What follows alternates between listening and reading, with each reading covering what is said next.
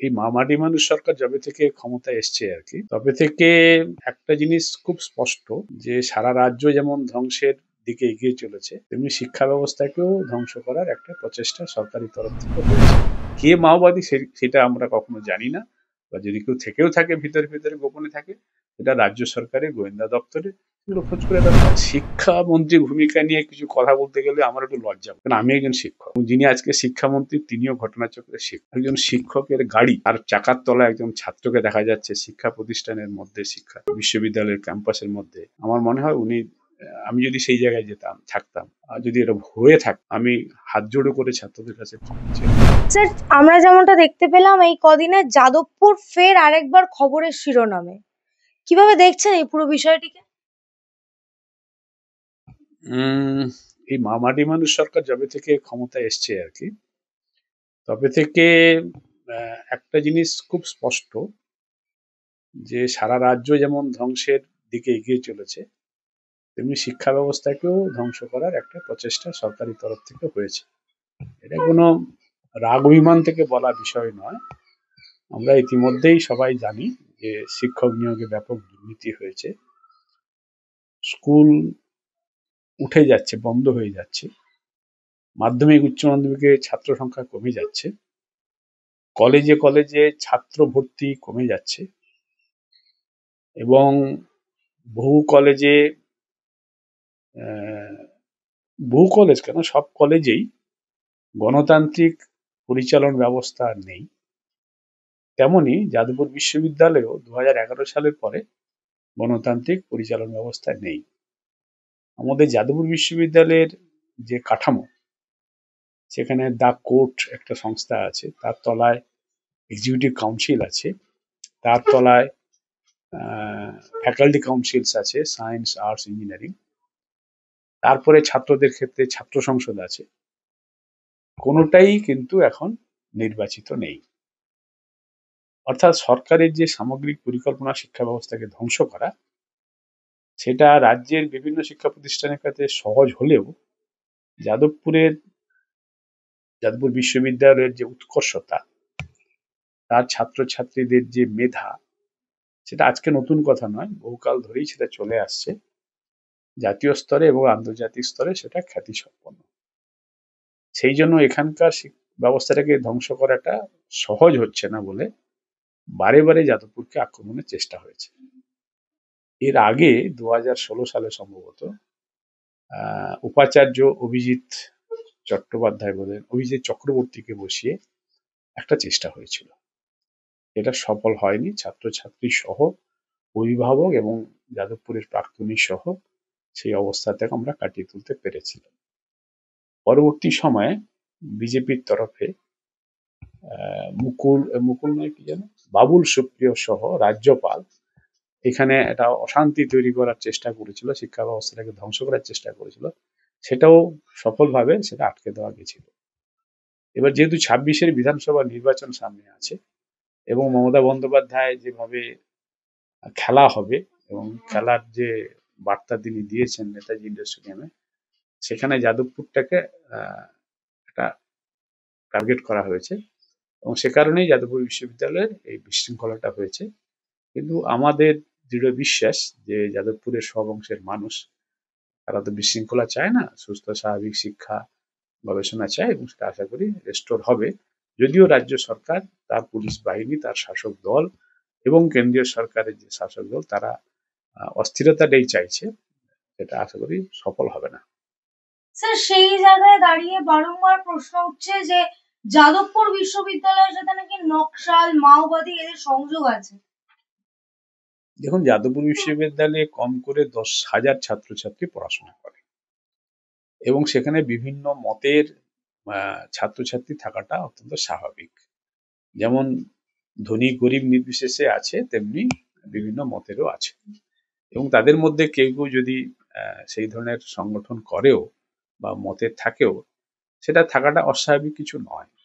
তাতে যাদবপুর বিশ্ববিদ্যালয়ের প্রশাসন যদি ঠিকঠাক চলে, পঠন পাঠন ঠিকঠাক চলে, গবেষণা কার্য ঠিকঠাক চলে, তাহলে এগুলো নিয়ে কোনো সমস্যা হয় না। বরং বিতর্কের মধ্য দিয়ে আসল তথ্যটা বেরিয়ে আসবে, সেটা বরং কাম্য, এবং সেটা অনেকেই যাদবপুরের দিকে তাকিয়ে থাকে যে যাদবপুর কি ভাবছে, যেখানে একটা খোলামেলা আলোচনার জায়গা আছে, বিতর্কের জায়গা আছে, বিভিন্ন স্বর এখানে তার কথা বলতে পারে, তার মধ্যে দিয়ে সঠিকটা মানুষ বেছে নিতে পারবে, মানুষ জানতে পারবে। এটা বরাবর যাদবপুর দিয়ে এসছে, আজও সেটা চলছে। তার ফলে যাদবপুরের উৎকর্ষতা, যাদবপুরের শিক্ষার পরিবেশ কখনো নষ্ট হয়নি বা হওয়ার কথাও নয়। স্যার সেই জায়গায় দাঁড়িয়ে অভিযোগ উঠছে যে অধ্যাপকরাও সব জানতেন। অধ্যাপকরা জানতেন বলতে কি জানতেন? এখানে নকশালপন্থী ছাত্ররা আছে, বামপন্থী ছাত্ররা আছে, এবিভি পন্থী ছাত্ররা আছে, তৃণমূলপন্থী ছাত্ররা অধ্যাপকরা নাকি আছে। ভয়ে কিছু বলতে পারেন না। কি বলতে পারে না? বলতে না পারতে কোনো কারণ নেই। যা অধ্যাপকদের কাজ হচ্ছে শিক্ষাদান করা, গবেষণা কার্য করা, সেগুলো তারা করে। এবং যখন শিক্ষার পরিবেশ বা আমাদের ক্যাম্পাসের পরিবেশ নষ্ট হয়, তখন আবার সাথে সেই নষ্ট পরিবেশটা আবার স্বাভাবিক অবস্থায় ফিরে আসে, তার চেষ্টা বরাবরই করেছে, আজও করছে। কিন্তু স্যার সেই জায়গায় দাঁড়িয়ে যাদবপুরে একের পর এক ঘটনা, একের পর এক যাদবপুর খবরের শিরোনাম। না, সেটা তো আমি বললাম যে রাজ্যের যারা শাসক দল এবং কেন্দ্রের যারা শাসক দল, তারা উভয়ই চায় শিক্ষা ব্যবস্থাকে ধ্বংস করতে। আমরা জেএনইউর ক্ষেত্রে দেখেছি, জামিয়া মিলিয়ার ক্ষেত্রে দেখেছি, আমরা হায়দ্রাবাদ সেন্ট্রাল ইউনিভার্সিটির ক্ষেত্রে দেখেছি, বা আরো অন্যান্য ক্ষেত্রে দেখেছি, এবং সেক্ষেত্রে যাদবপুরের ক্ষেত্রে দেখা গেছে। এবং এটা তো এই অস্থিরতা বা এই খবরের শিরোনামে তুলে আনার দায়টা কিন্তু রাজ্য সরকারের এবং কেন্দ্র সরকারের। যে ইস্যুতে বর্তমান যে পরিস্থিতিটা চলছে বা শিরোনামে এসছে তথাকথিতভাবে, তার একটাই কারণ যে যাদবপুর বিশ্ববিদ্যালয়ে কোনো গণতান্ত্রিক পরিবেশ নেই, ছাত্র সংসদ নির্বাচন নেই। এই যে নির্বাচনটা নেই কেন, এইটা নিয়ে কিন্তু কেউ প্রশ্ন করছে না। এইটা নিয়ে কিন্তু সংবাদ মাধ্যমে, বিশেষ করে মূল স্রোতের সংবাদ মাধ্যমে এটা নিয়ে কোনো আলোচনা হচ্ছে না। আলোচনা হচ্ছে কি না, অভিষেক বন্দ্যোপাধ্যায় আজকে কোথায় আছে, কালকে কোথায় যাবে, সে এখন লুকিয়ে আছে না জেগে আছে, এইসব নিয়ে আলোচনা হচ্ছে। কিন্তু শিক্ষা ব্যবস্থার যে ধ্বংস হয়ে যাচ্ছে, ছাত্র ভর্তি কমে যাচ্ছে, হ্যাঁ, শিক্ষক নিয়োগে ব্যাপক দুর্নীতি হচ্ছে, এই দুর্নীতির দায় কার? এই ছাত্র সংসদ নির্বাচন না হওয়ার দায় কার? হ্যাঁ, আর যে মাধ্যমিকে উচ্চ মাধ্যমিকে ছাত্র সংখ্যা কমে যাচ্ছে, কলেজে কলেজে ছাত্র ভর্তি কমে যাচ্ছে, ছাত্ররা পাশ করার পরে রাস্তার ধারে বসে থাকছে, চাকরি পাচ্ছে না, এর দায় কার? সেইটা নিয়ে কিন্তু কোনো চুলচেরা বিশ্লেষণ সংবাদ মাধ্যমে সেইভাবে দেখা যাচ্ছে না। কিন্তু স্যার একটি শিক্ষা প্রতিষ্ঠানে নকশাল মাওবাদী কখনো কি কাম্য? দেখুন, নকশাল দল তো কোনো নিষিদ্ধ দল বলে আমি জানি না। হ্যাঁ, আহ, মাওবাদীরা এখানে আছে বলে আমার সেইভাবে জানা নেই, কিন্তু যে ছাত্র সংগঠনগুলো এখানে নির্বাচনে লড়ে, এবং নির্বাচনে শুধু লড়ে নয়, তারা ছাত্রছাত্রীদের মধ্যে থেকে তারা জয়ী হয়ে ছাত্র সংসদ আগে পরিচালনা করেছে, তারা নকশালপন্থী ছাত্র সংগঠন বলেই পরিচিত। কিন্তু তারা আমাদের ছাত্র, আমি যাদবপুর বিশ্ববিদ্যালয়ে অধ্যাপনা করেছি দীর্ঘদিন ধরে, তাতে কোনো অসুবিধা তো হয়নি। ক্লাসের মধ্যে পড়ানো এবং ক্লাসের বাইরে ক্যাম্পাসের মধ্যে কোনো অশান্তি নেই, কোনো সমস্যা নেই। তারা তাদের কথা বলে, তাদের মতো করে তারা ছাত্র সংসদ পরিচালনা করে, তার দোষের কি আছে? কে মাওবাদী সেটা আমরা কখনো জানি না, বা যদি কেউ থেকেও থাকে ভিতরে ভিতরে গোপনে থাকে, সেটা রাজ্য সরকারের গোয়েন্দা দপ্তরে সেগুলো খোঁজ করে দরকার। কিন্তু পুরো বিশ্ববিদ্যালয়ের সবাইকে মাওবাদী দাগিয়ে দেওয়া বা এটা মাওবাদীদের একটা ডেন বলে চালিয়ে দেওয়া, এটার পিছনে রাজনৈতিক অভিসন্ধি আছে, এবং সেটা অবশ্যই শিক্ষার ব্যবস্থার বিরুদ্ধে যাচ্ছে। যাদবপুরের উৎকর্ষতার যে একটা সম্মানজনক ভূমিকা আছে সারা দেশের ক্ষেত্রে, সারা বিশ্বের ক্ষেত্রে, সেটাকে কলুষিত করার একটা প্রচেষ্টা রয়েছে।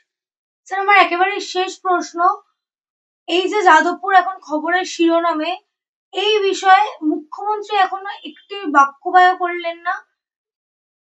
কেন বাক্য ব্যয় করবেন? দরকার তো নেই। তার নন্দী ভৃঙ্গি সাঙ্গপাঙ্গরা যারা আছেন তারাই যথেষ্ট। তাদেরকে দিয়ে প্রথমে খেলাটা উনি শুরু করেন, তারপর শেষটা উনি দেখেন। উনি তো রেফারি, তাদের খেলার শুরুটাতে নামিয়ে দিয়েছেন তার প্লেয়ারদেরকে, নন্দী ভৃঙ্গি সাঙ্গপাঙ্গদের। বাকিটা তিনি শেষে সিদ্ধান্ত নেবেন, যা প্রয়োজনীয় করার করবেন। যেমন অভিজিৎ চক্রবর্তীকে দিয়ে পুলিশ ঢুকিয়ে ছাত্রদের পেটানো হয়েছিল, হোক কলরব, তারপরে আমরণ অনশন যখন হয়েছে, হাতের বাইরে চলে যাচ্ছে খেলাটা, তখন বাধ্য হয়ে তিনি আবির্ভূতা হয়েছিলেন শান্তির জল নিয়ে। স্যার শিক্ষামন্ত্রীর ভূমিকা নিয়ে কি বলবেন? শিক্ষামন্ত্রীর ভূমিকা নিয়ে কিছু কথা বলতে গেলে আমার একটু লজ্জা বোধ হচ্ছে, কারণ আমি একজন শিক্ষক, এবং যিনি আজকে শিক্ষামন্ত্রী তিনিও ঘটনাচক্রের শিক্ষক।